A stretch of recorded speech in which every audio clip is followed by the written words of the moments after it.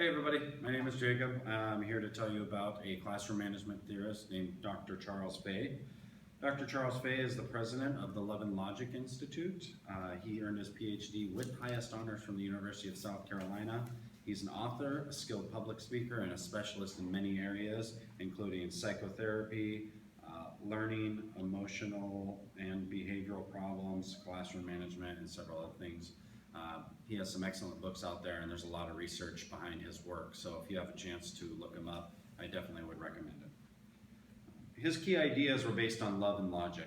So one of his key ideas was self-concept, which is how somebody perceives or evaluates themselves. The biggest part about that is the belief in yourself and including any attributes and attitudes they might have.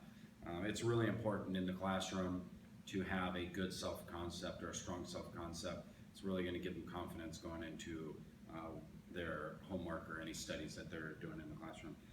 You can help build that up as well as a teacher, and if you recognize somebody that has a tough time with that aspect of their life, maybe you need to seek further help for them so then they can focus on their schooling. Another one of his ideas is sharing control or decision making. Giving children choices allows them to take part in their learning, as well as take responsibility and hold themselves accountable for what you might be presenting in class or classroom rules or expectations. You want to make sure that none of the choices cause any problems, and make sure they stay within safety limits. You want to offer empathy and then consequences. Children must be allowed to make mistakes. You can't expect them to not do that. And you don't want to respond with anger, or you'll risk losing their attention or the ability to coach them at all. And so once you respond with your sincere empathy before delivering the consequences, you will likely get a positive response out of them. You want to share in the thinking and problem solving. So let them share in the thinking and problem solving. So you don't want to do the thinking for them. You want to allow them to think critically about whatever the problem is, and then help them or allow them to create their own solutions.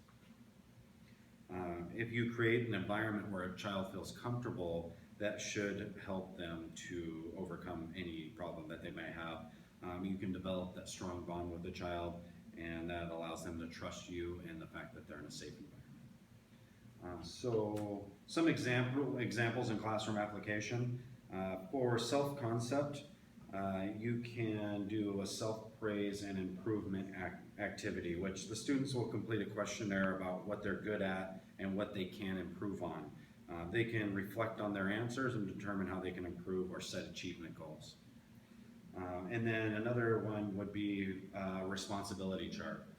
This focuses on responsibility and efficiency. So they create this chart, or you create a chart and assign or elect students for jobs within the classroom. If you help them create efficient ways to complete their jobs and make sure the students know what they're responsible for, it makes completing the tasks easy for them, and they become efficient at it. And then sharing control or decision making. Brainstorm classroom rules and expectations with the students. Don't just make rules or make the expectations. Make them take responsibility for them and hold themselves accountable.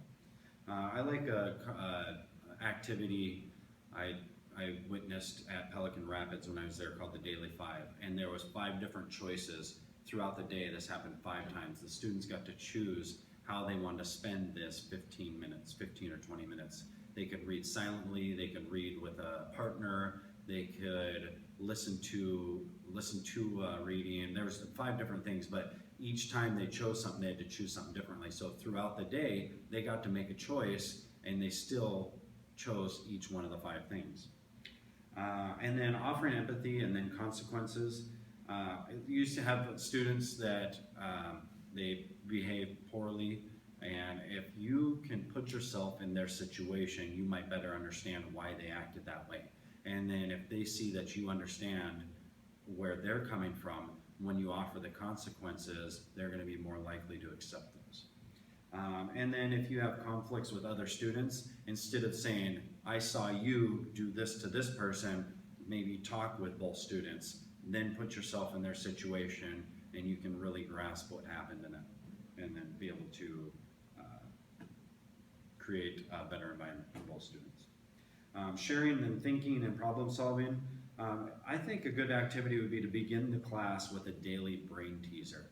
You give them something to start going on, get their brains thinking critically, and then they start to, gradually they start to look at these and look at different situations in that light. So they think critically about it, they've solved the problem. Another one would be a scenario question reply. So you give them a scenario, they can ask questions and try to determine what happened within the scenario, and then they can reply with how they think they would handle that situation. So those are just some examples in classroom application for Dr. Fay's Love and Logic ideas. Thank you very much.